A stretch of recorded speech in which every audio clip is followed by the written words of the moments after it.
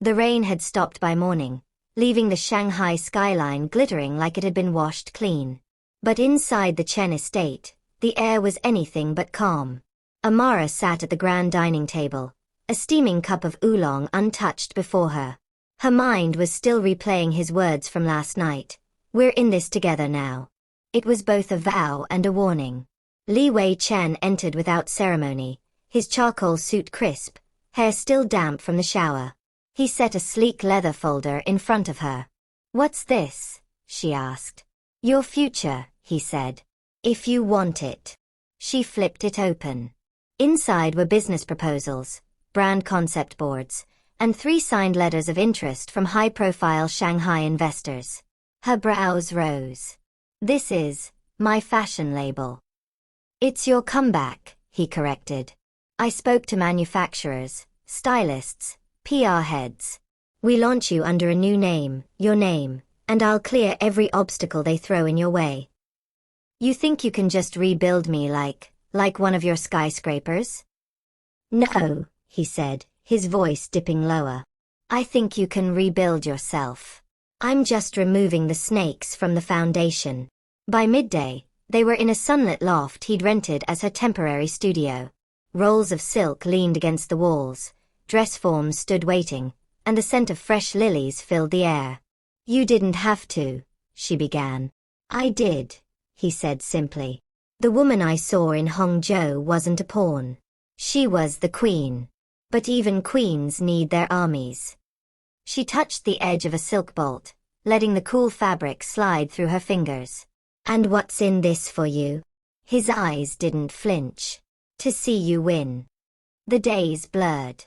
She designed with a hunger she hadn't felt in years, her pencil flying over sketch pads, her voice commanding the room as seamstresses and assistants moved to her rhythm.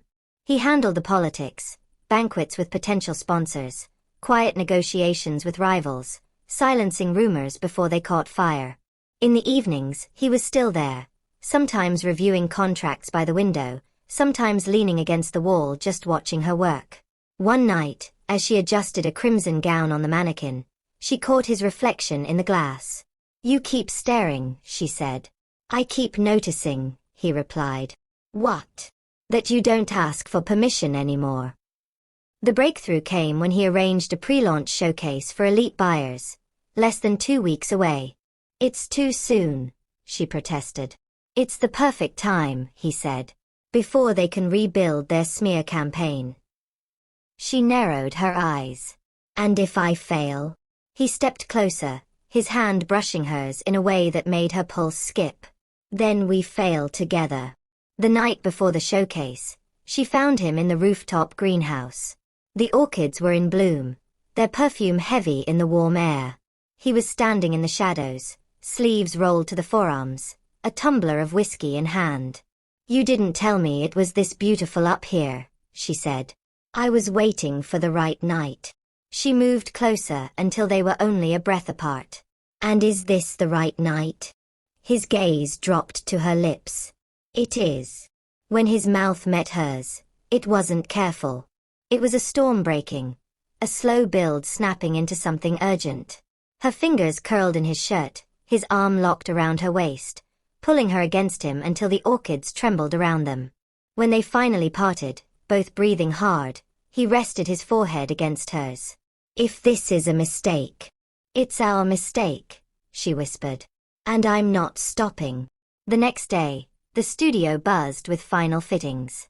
Models in shimmering silks floated through the space, cameras flashing, journalists circling. Everything was in motion, until the courier arrived. A slim black envelope. Her name written in perfect calligraphy. Inside, an 8x10 photograph. Her. Years younger. In an alley, passing a small flash drive to a man whose face was partially shadowed, but recognizable to anyone who followed international news. The most wanted man in Asia. Beneath the photo, a single typed line. "A queen's crown is easiest to steal when she's too busy posing for the cameras." She didn't hear Wei Chen until he was beside her. His eyes scanned the picture once, then fixed on her. "Tell me this isn't what it looks like," he said. Her heart slammed against her ribs. The problem was, it was what it looked like. Amara's fingers tightened on the glossy edge until it bent. The weight of the moment pressed on her chest. Years collapsed into seconds. The flash drive. The man. The night she swore she'd erased from existence. His tone was calm, but there was iron beneath it. Who is he to you? She kept her eyes on the photo. He was leverage. That's not an answer, he said. Her mind flashed back. Rain-slick pavement, the smell of diesel, the way the man's hand had lingered a fraction too long when he took the drive. It hadn't been an exchange for money. It had been for safety. Hers. I don't owe you this story, she murmured. Maybe not, Wei Chen replied, but you owe it to yourself. Because someone's using it to destroy you now. She set the photo down, forcing herself to meet his gaze. If they're showing this, they already know the rest. Not if we get to it first, he said. We bury the truth deeper than they can dig, or we own it. Amara's breath caught. They're not after me, she said slowly. They're after you. That man. He was your enemy long before he was my problem. Before they can twist it. His eyes narrowed, 1,000 strategies running behind them. Then this isn't blackmail. It's bait. He stepped closer, lowering his voice until it was a murmur. We use it. Leak our own story. Make it so public they can't weaponize it. And when Madame Chen sees it, she'll either disown me or double down. Either way, we choose the battlefield. Amara studied him. And if this ruins you? He gave a faint, humorless smile. You think I'm not already ruined? Before she could respond, the study door opened. Not by Wei Chen, not by her. Madame Chen stepped inside, eyes sweeping the scene, the bent photograph on the desk, the black envelope between them. Her lips curved faintly. I see you've both received your invitation, she said. And in her hand, she held an identical envelope, only this one bore Wei Chen's name. Wei Chen didn't move as Madame Chen crossed the room, the soft click of her heels punctuating the silence. She placed her envelope beside his, perfectly aligned, as if even in chaos she demanded order. Her eyes locked on Amara, not with curiosity, but with a quiet knowing, as if she'd already guessed what was inside both envelopes. It seems, she said, the past is eager to join our little party. Without breaking eye contact with his mother, Wei Chen tore open the black paper. Inside was a single photograph, him much younger, shaking hands with the very same man in Amara's photo. This time, there was no shadow obscuring the man's face. Beneath Wei Chen's photograph was a line in the same elegant type. A king without a queen is just another man. The air seemed thinner. Whoever sent these wasn't just toying with her, they were threading her story to his, binding them in a trap neither could step out of without the other.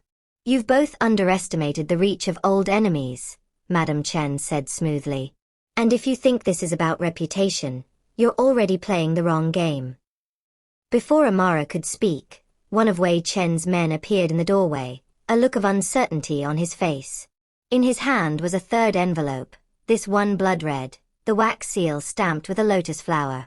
He hesitated, then offered it to Madame Chen. Amara's stomach turned. The lotus wasn't random, it was the emblem worn by the women in the backroom of the old Shanghai market, the ones who spoke in whispers and traded in debts instead of currency. Madame Chen opened it without ceremony. A single Polaroid slid into her palm. She turned it so they could see.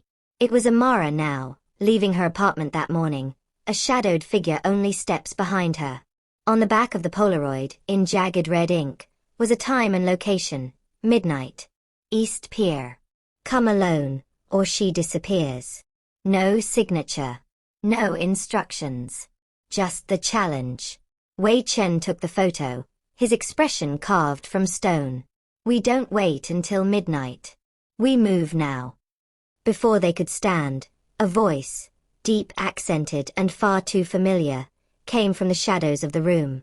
I was hoping you'd say that. Amara turned sharply, and her breath caught. The man from the photograph was leaning casually against the far wall, as if he'd been there the entire time. The air in the study was so thick it felt alive. For a fraction of a second, no one moved. Amara's heartbeat slammed against her ribs, so loud she swore everyone must have heard it. Wei Chen didn't speak, but his hand shifted, not toward her, but just slightly toward the inside of his jacket in a motion so controlled it was almost imperceptible. She recognized the tell instantly, prepared but not reckless. It was how he always approached danger, calculating, not reacting. The man pushed off the wall with a kind of unhurried grace that came from knowing exactly how dangerous he was. His dark coat fell open, revealing a fitted black shirt beneath. "It's been a long time, Wei Chen," he said, his voice curling like smoke. "You've aged well, unlike some of your friends in Hongzhou." His gaze slid deliberately toward Amara, lingering a fraction too long, a silent message laced into the look. Madame Chen's stillness was unnerving. She didn't flinch, didn't gasp. She simply folded her hands in front of her, the faintest trace of a smile ghosting her lips. If she was surprised, she masked it with such precision that Amara almost believed she'd been expecting this all along. And that, somehow, was worse. "Wei Chen," the man greeted again, this time with more weight. "Raphael," Wei Chen replied, and the name landed between them like a blade, sharp, cold, irreversible. The syllables seemed to carry a history, heavy with betrayal and blood, and Amara suddenly understood that this was not a stranger to either of them. Her mind reeled. Raphael. She'd heard the name whispered in backrooms and marketplaces, murmured like a warning and a curse. The stories had painted him as a ghost in the city's underworld. Impossible to find, impossible to kill, and impossible to trust. And yet here he was, breathing the same air, smiling like they were all old friends. Raphael moved closer to the desk, his gloved fingers brushing over the envelopes laid out like pieces on a chessboard. "Beautiful photographs," he said softly. "So much truth in such little space." His voice dripped with a mockery that made Amara's skin prickle. Truth. That was his weapon. Truth framed, twisted, and sharpened until it could cut throats without spilling a drop of blood. "Truth," Wei Chen echoed, but his voice had cooled to something glacial. "Isn't something you've ever been interested in." Amara's eyes darted between them. This wasn't just business. This was personal, deeply personal, and the lines between the two were blurred beyond repair. She noticed Wei Chen's right hand shift, brushing against the sleek black pen on the desk. Anyone else would have dismissed it as nothing, but Amara had seen that pen before. It wasn't just a pen. Her stomach tightened, knowing that if Wei Chen needed to, he could drop a man with it in seconds. "Midnight at the pier," Raphael said, his tone almost casual, "isn't a request. It's a necessity. Some debts," he tilted his head toward Wei Chen, "can only be settled in the dark." The implication coiled in the air like a snake, ready to strike. A sharp buzz shattered the moment. Wei Chen's private phone, vibrating against the desk. He didn't take his eyes off Raphael as he answered. The voice on the other end spoke rapidly in clipped Mandarin. Wei Chen's jaw tightened with every word, the muscle ticking in his cheek. He hung up without a word to the caller. "Security reports a breach on the west grounds," he said evenly. 2 minutes ago. Madame Chen didn't so much as arch a brow. "Lock the estate," she instructed one of the guards at the door. Her voice was calm, almost bored, as if she were telling someone to bring her tea. "And find out which of our guests forgot their invitation." Raphael took another step closer, his attention shifting entirely to Amara. He leaned down slightly, speaking low enough that Wei Chen couldn't hear. "You still keep secrets the way you used to," he murmured. "But I wonder, does he know the real reason you gave me that drive?" His breath brushed her ear, and she froze, not from fear, but from the sudden crash of memory. Wet cobblestones. The heavy stench of diesel and smoke. Sirens wailing somewhere in the distance. Raphael's fingers gripping her wrist tighter than necessary as he took the flash drive from her hand. She remembered the way he'd looked at her, Not like a savior, not like a predator, but like a man holding an advantage he'd never let go. Movement caught her eye. One of Wei Chen's guards had slipped into the room, silent as a shadow, hand already hovering near the weapon concealed under his jacket. Raphael saw it too, and instead of tensing, his smile deepened, as though the threat amused him. "I'm not here to shoot anyone," Raphael said, lifting his hands slightly, palms open. "I'm here to offer a trade." His voice carried a note of challenge, but it wasn't aimed at Wei Chen. It was aimed at Madame Chen. Madame Chen tilted her head, studying him the way one studies an unfamiliar animal, curious, but ready to strike if it got too close. "And what," she asked softly, "could you possibly have that I'd want?" The smile slid from Raphael's face like ice melting into water. "Your husband's last will," he said. "The unedited version." Wei Chen's eyes snapped to his grandmother. "You told me it was destroyed." "I told you," Madame Chen said, still perfectly calm. "What was necessary?"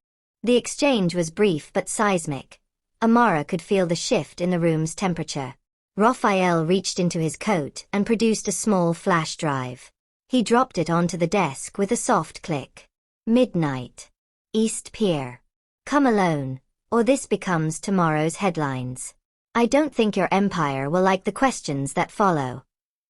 The drive sat between them like a live explosive. No one reached for it. No one moved. The only sound was the faint patter of rain starting up again against the tall windows. A reminder that outside, the city still breathed, unaware that in this room, war had just been declared. Wei Chen didn't break eye contact with Raphael. "You have 5 seconds to walk out of this house before my men drag you out." His voice was low, almost casual, but every syllable carried the weight of a loaded gun. Raphael only smirked, pushing away from the desk. "See you at midnight, King." He let the word drip with mockery before strolling out like the estate wasn't already on lockdown. The door shut behind him, and Amara exhaled only to realize she'd been holding her breath. Wei Chen's jaw was rigid, his hands braced on the desk. Madame Chen remained where she was, as still and silent as a marble statue. Finally she said, "If you go tonight, you play his game. If you don't, you lose the board entirely." Then she swept from the room, leaving only the faint scent of her jasmine perfume. "We're not waiting until midnight," Wei Chen said the second the door closed. Amara stepped forward. "And walk right into whatever trap he set? You can't fight shadows by charging at them blind." His eyes met hers, sharp, unyielding. "I don't wait for my enemies to make the first move." Wei Chen barked orders in rapid Mandarin to the guards outside. Teams were dispatched, one to track Raphael, another to secure the pier. Amara caught words she didn't understand, but she knew enough to tell he wasn't planning on going alone. Minutes later, he led her down a narrow set of stairs she hadn't noticed before. The air grew cooler, heavier. The space opened into a hidden room lined with sleek black cases, each containing weapons, tactical gear, and surveillance tech. "This," Wei Chen said, unlocking a drawer, "is how you make sure you come home." He handed her a compact earpiece and a small palm-sized device. "If you're in danger, press this button. I'll be there before you can blink." Amara hesitated, the weight of it in her hand heavier than its size should allow. "You're assuming I'm going with you." "I'm not assuming," he said quietly. "I'm refusing to leave you behind." As he strapped on a black tactical watch, she caught a flash of that same man, the one from years ago, burned into her memory. Back then, she'd been powerless, trading safety for survival. But tonight, she wouldn't be the same woman who'd met Raphael in that alley. In the garage, a black SUV idled. Rain streaked the windshields. Wei Chen turned to her before they climbed in. "Once we get there, stay behind me. No matter what happens, you don't move until I say so." Amara met his gaze. "And if something happens to you?" His lips curved in the faintest shadow of a smile. "Then you run." Shanghai's lights smeared into streaks of gold and red as they sped through the streets. Amara watched the city blur past, her hands tight in her lap. Every turn brought them closer to the pier, and closer to a man who knew far too much about both of them. The SUV rolled to a stop 2 blocks away. From the shadowed alley where they parked, she could see the faint glow of floodlights and the hulking silhouettes of shipping containers. Somewhere out there, Raphael was waiting.